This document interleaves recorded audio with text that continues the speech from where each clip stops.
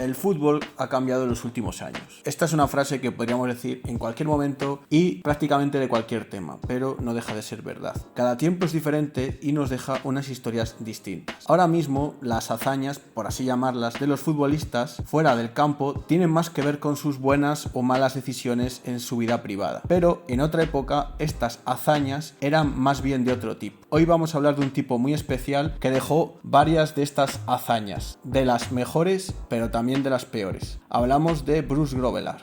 Primeramente vamos a explicar quién es y por qué ha de salir en un canal de geografía. Bruce Grobbelaar era un portero de fútbol que tuvo una extensa carrera desde 1976 hasta 1999. Aunque en 2007 volvió para un breve cameo con el Glasgow.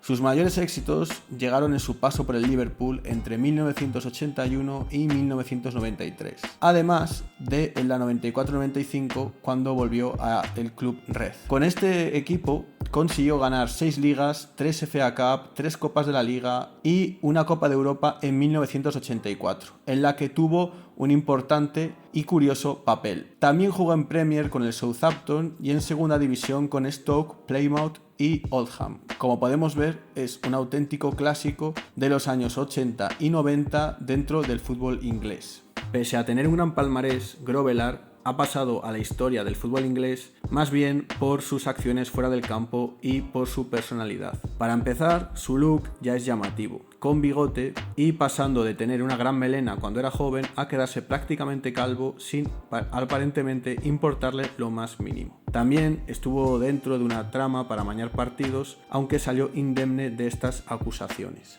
En 1993 se convirtió en uno de los primeros villanos de la Premier al agredir a Steve McManaman en una de las acciones más lamentables que se ha visto en cualquier derbi de Liverpool. Aunque el suceso más conocido en el que ha estado implicado Grobbelaar es el sucedido durante la final de la Copa de Europa de 1984 contra la Roma.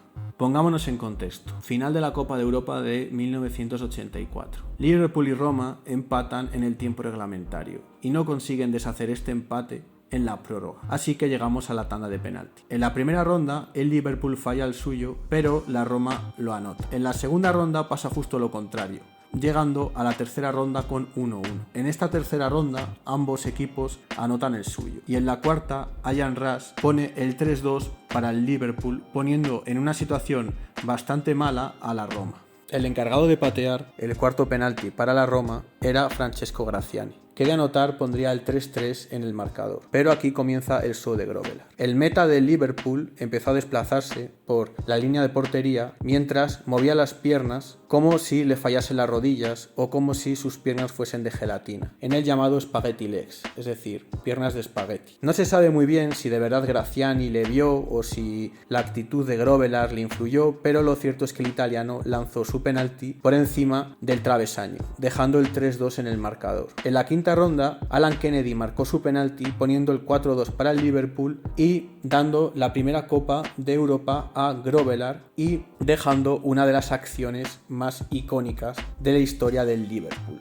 Grobbelaar inspiró, por ejemplo, a Jerzy Dudek en la final de la Champions de 2005, cuando el Liverpool llegó a otra tanda de penaltis en la final, esta vez contra otro equipo italiano como el Milan, y en el que Jerzy Dudek paró uno de los penaltis decisivos después de hacer un movimiento también parecido. El propio portero polaco reconoció que se había inspirado en Grobbelaar para realizar esta acción.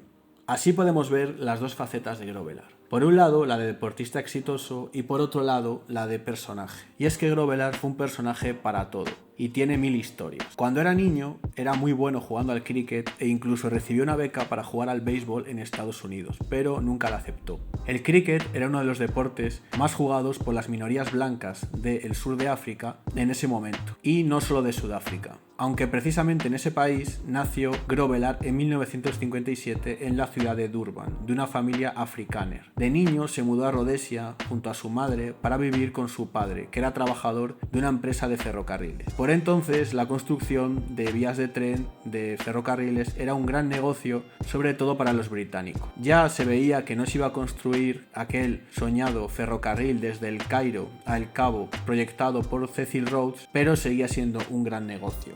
El principio de la carrera de Grobbelaar hará las delicias de los amantes del fútbol manager. Comenzó su carrera en 1973 en el Highlanders de Bulawayo, la segunda ciudad de Rhodesia, y después firmó por el Durban City, que fue la ciudad donde nació en Sudáfrica. Posteriormente, después de asistir a unas pruebas, firmó por el Vancouver Whitecaps, un equipo canadiense que por entonces jugaba en la NASL y que ahora lo hace en la MLS. Después de un exitoso primer año en Canadá, se fue a visitar a unos familiares a Inglaterra y consiguió, de casualidad, una prueba con el West Bromwich Albion, a través de Ron Atkinson, un entrenador inglés muy amante del fútbol internacional. Pero, pese a conseguir convencer al entrenador del West Bromwich Albion, no consiguió un permiso de trabajo y no pudo firmar por este equipo. Sí que pudo seguir en Inglaterra, ya que llegó cedido al Crewe Alexandra, con el que por cierto marcó el único gol de su carrera a través de un penalti en su último partido. Si a nivel de clubs la trayectoria de Grobbelaar es bastante exótica, a nivel de selecciones también lo es. Debutó como internacional en 1977 con Rhodesia, con la que solo jugó un partido. Rhodesia pasó a llamarse en 1980 Zimbabue. Grobbelaar también jugó con la selección de Zimbabue algunos partidos para la clasificación de 1982 y uno para la clasificación del Mundial de 1986. Pero, después de esto, Grobbelaar se alejó de la selección por unos años. Grobbelaar, ya en el ocaso de la fase más competitiva dentro del mundo del deporte, decide volver a jugar con la selección de Zimbabue para intentar clasificarse para el Mundial de 1994. En la primera fase africana de clasificación consiguen pasar invictos en un grupo con Egipto, Angola y Togo. Consiguen 4 victorias y 2 derrotas en un grupo bastante complicado. En la segunda ronda los rivales eran Camerún y Guinea, pero no consiguieron su objetivo, ya que en el último partido perdieron 3-1 contra Camerún. Grobbelaar se quedó sin jugar un mundial y Zimbabue aún no ha conseguido clasificarse para ninguna cita mundialista. Como curiosidad, en 2018, ya con 61 años, jugó con la selección amateur de Matabeleland en la Copa CONIFA contra las Islas Chagos, que son unas islas que están en el Océano Índico, en las que jugó 30 minutos. Matabeleland es un territorio al suroeste de Zimbabue donde está Bulawayo, que es precisamente donde él comenzó su carrera y a la que está muy unida. Además, esta zona, la zona de Matabeleland, fue una zona muy importante en la colonización británica de Rhodesia. Hay una anécdota muy buena contada por el propio Grobbelaar que ejemplifica muy bien su especial relación con los zimbabuenses y con Zimbabue, el país que él considera su casa. A los 15 años jugaba para los Salisbury Callies, un equipo totalmente formado por blancos, que le tocó enfrentarse en cuartos de final del trofeo BAT a los Matabeleland Highlanders, que era un equipo formado solo por negros. En las gradas había un ambiente muy hostil de unos 45.000 personas y justo en ese partido tuvo que debutar después de la lesión del portero titular de su equipo. Lejos de amilanarse, Grobbelaar realizó una gran actuación que incluso encandiló a la grada rival. Desde esta grada empezaron a gritarle que Grobbelaar no era un hombre blanco, sino más bien un hombre negro con la piel de un hombre blanco, y le comenzaron a apodar Jungleman, es decir, el hombre de la jungla, mote con el que se quedó hasta el final de su carrera en su país. Como curiosidad, los propios Highlanders la siguiente temporada consiguieron su cesión y, según Grobbelaar, como parte de esta cesión, los Highlanders tuvieron que entregar una oveja, una vaca y una cabra, entre otras cosas. Es bastante curioso que la mayoría negra aceptase a una persona de raza blanca y encima de etnia boer, que era en ese momento los que mandaban en Rhodesia, en un régimen parecido al que tenían en Sudáfrica. Ya contamos en el vídeo de los Boers cómo eran las relaciones entre las poblaciones blancas y las negras y lo complicado que era. Y en Rhodesia no era muy diferente, con algunas particularidades, entre ellas la cantidad de población y que tenía mucho menos arraigo en este territorio. Para entender todo el conflicto de Rhodesia, la primera fecha clave es 1965. En este año, Ian Smith, presidente de Rhodesia, declaró su independencia respecto del Reino Unido, que no le fue reconocida. El propio Reino Unido pidió ayuda a la ONU, que decretó un embargo en 1966. No era el único problema que tenían, ya que había una situación prácticamente de guerra civil entre la mayoría negra y la minoría blanca, que, como hemos dicho, era mucho menos numerosa de la que había en Sudáfrica. Este es el comienzo del momento en el que Rhodesia se empezó a ganar muy mala fama a nivel internacional, ya que por un lado tenía toda la propaganda en contra de Reino Unido, que no le quería conceder la independencia, pero por el otro lado también tenías a todo el conflicto que tenían con las poblaciones negras, que encima estaban apoyadas por los regímenes comunistas. En 1970 Rhodesia proclama su propia república y en 1978 pactan con los líderes negros para cesar la guerra civil en la que estaba el país en ese momento y hacer una república birracial en la que los blancos se aseguran un porcentaje del poder y los negros se aseguran otro porcentaje del poder, que en ese momento podríamos decir que era un avance respecto a la situación que había antes en la que los negros no tenían ningún tipo de representación dentro del poder. Lo que provocó el fin de este conflicto fueron los acuerdos de Lancaster, en el que se daba la independencia real a este país en diciembre de 1979, que pasaba a llamarse Zimbabue. A partir de 1980, el país estaría gobernado por Robert Mugabe. Como curiosidad, el gobierno de Ian Smith pidió al Reino Unido volver a la etapa colonial con total de seguir conservando el poder. ¿Y qué tiene que ver Grovelar en todo esto? Pues básicamente participó como soldado en las guerras de Rhodesia de los años 70. Esta serie de conflictos se conocieron como los Bush Wars, es decir, las guerras del arbusto, básicamente por el tipo de terreno en el que se daban. Estas Bush Wars duraron en sus distintas fases entre 1964 y 1979. Fundamentalmente tenía tres bandos. Por un lado estaba la minoría blanca, el gobierno de Ian Smith y su ejército, y por el otro lado dos grupos distintos de insurgentes, que estaban apoyados por las potencias comunistas. Por un lado estaba el ZANU, que luego pasó a llamarse ZANLA, que estaba apoyado por China, y por el otro lado el CIPRA, que estaba apoyado por la URSS. Aunque tenemos tres personajes principales claros, hay un montón de personajes secundarios que hacen que este conflicto todavía sea más complejo. Para empezar, tenemos que decir que está dentro de la Guerra Fría, con lo cual tenemos las típicas dinámicas que se veían en esta época. Los países comunistas apoyaban normalmente las insurgencias, mientras que los países occidentales capitalistas apoyaban a los gobiernos coloniales, pero en este caso no fue así porque el Reino Unido era contrario a la independencia de Rhodesia, por lo cual este país no pudo contar con el apoyo de otros países que en otras circunstancias sin duda le hubiesen dado su apoyo. Por tanto, el gobierno de Ian Smith solo podía contar principalmente con el apoyo de los gobiernos coloniales portugueses de Angola y de Mozambique, más también el apoyo de Sudáfrica, con el que le unían un montón de lazos históricos, además de étnicos, ya que había un montón de boers que en su momento se marcharon buscando oportunidades económicas a Rhodesia, como por ejemplo la familia del propio Grovelar. Por el otro lado, el ZANLA y el CIPRA, además de tener el apoyo de China y de la URSS respectivamente, también tenían el apoyo de los gobiernos recientemente independizados de los países colindantes con Rhodesia, que veían al gobierno blanco de Rhodesia como hostil con ellos. Por tanto, estos países dejaban establecerse bases militares en su suelo que realizaban incursiones y realizaban acciones de guerrilla contra Rhodesia, y una vez realizado esto volvían a suelo extranjero. Esto fue muy importante de cara al desarrollo de la guerra, ya que dio bastantes facilidades tanto al ZANLA como al CIPRA. Rhodesia, por tanto, tenía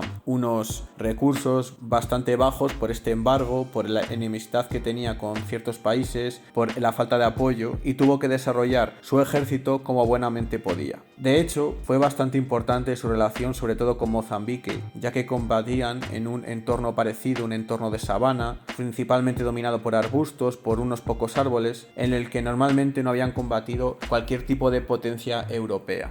Las acciones militares antiguerrilla y antiinsurgencia que realizó el gobierno de Rhodesia fueron tan buenas que fueron luego copiadas por otros ejércitos. Los tres puntos clave para entender a estas acciones militares son fundamentalmente la capacidad de movimiento, la adaptación al entorno y también la infiltración. La movilidad era importante porque permitía a las escasas tropas de Rhodesia cubrir grandes entornos. La adaptabilidad también era bastante importante por dos temas. En primer lugar, porque ellos no podían comprar vehículos militares por el embargo y entonces tuvieron que adaptar vehículos civiles para labores militares, incluso helicópteros, a los que equipaban con armas ellos mismos. También era importante adaptarse a este entorno de sabana, ya que había algunos vehículos que no estaban preparados para moverse óptimamente por este entorno. Por último, la infiltración era clave, ya que permitía saber con anterioridad los lugares donde iba a atacar la guerrilla. Entonces esto era básico para poder desplazar correctamente a las tropas a los lugares donde iban a sufrir ataques. Además de todo esto, la población blanca de Rhodesia estaba fuertemente armada y tenían desde jóvenes mucho contacto con el mundo de las armas. Todos los blancos de Rhodesia fueron llamados a filas, entre ellos Grobbelaar. Su carrera entre 1977 y 1979 se detuvo porque fue llamado a filas con solo 20 años.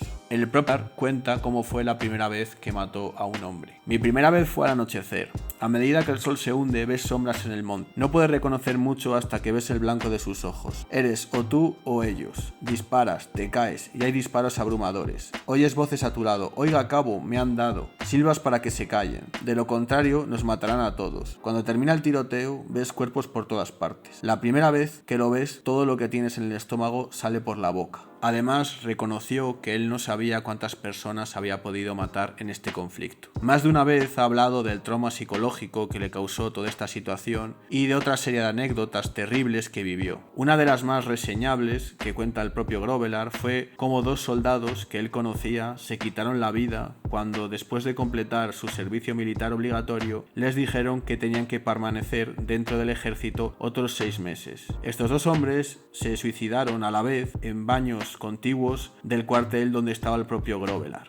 Hace no tanto, Heung-min Son, la estrella del fútbol coreano, tuvo que volver a su país para completar la formación militar obligatoria de ese país. También hizo lo propio Lauri Markkanen, la estrella finlandesa de la NBA, que tuvo que volver a su país también para completar allí la mili. Para que veamos un poco el contraste entre el deporte de antes y el deporte de ahora, tenemos estos 2 casos que fueron bastante polémicos a nivel mundial y tenemos el caso de Grobbelaar, que no fue hace tantos años. Grobbelaar no tuvo un principio de vida fácil, ya que creció en un país en permanente conflicto y tuvo que luchar en una guerra donde podía haber muerto. Después pegó un giro de 180 grados para marcharse a un país con 0 tradición futbolística como Canadá para intentar cumplir su sueño de ser futbolista profesional. Tras llegar a Inglaterra, desde el primer momento consiguió hacerse un hueco en uno de los mejores equipos de la historia del fútbol inglés, como es el Liverpool. Sin duda, hay 1000 puntos donde su carrera se podía haber truncado. Como geógrafo siempre me han interesado